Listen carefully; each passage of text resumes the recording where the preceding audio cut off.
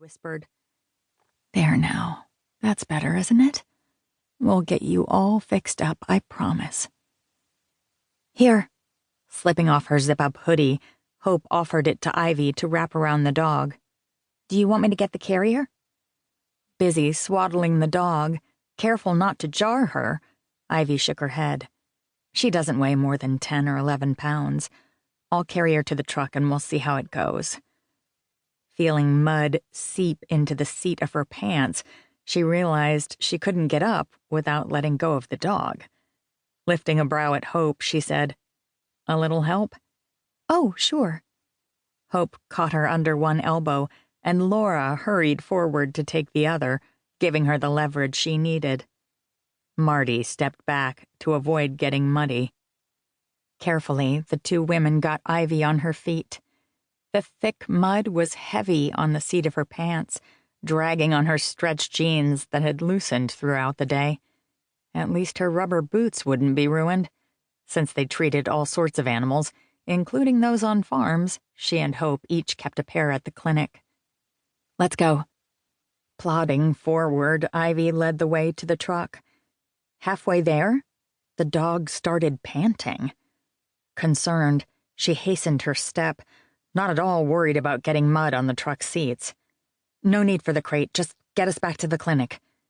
Picking up on her angst, Hope ran around to the driver's side and got the truck on the road in record time.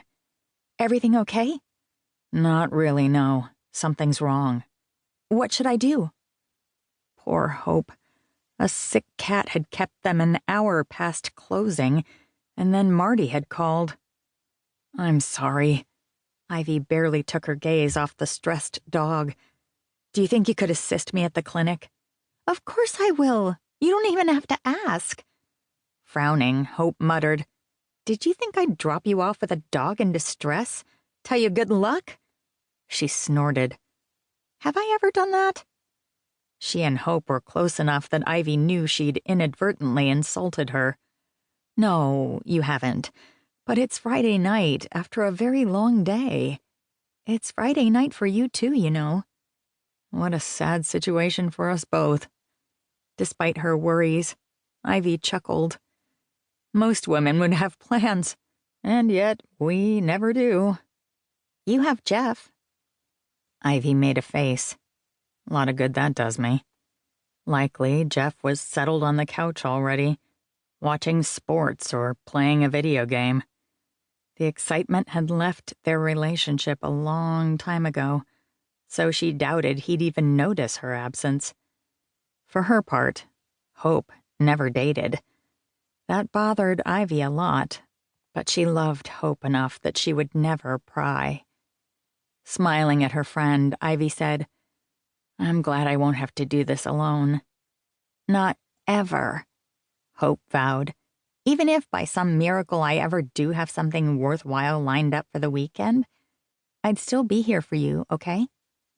Her friendship with Hope meant so much more than any other relationship Ivy had, including her lackluster romance with Jeff. "Smartest thing I ever did was hire you."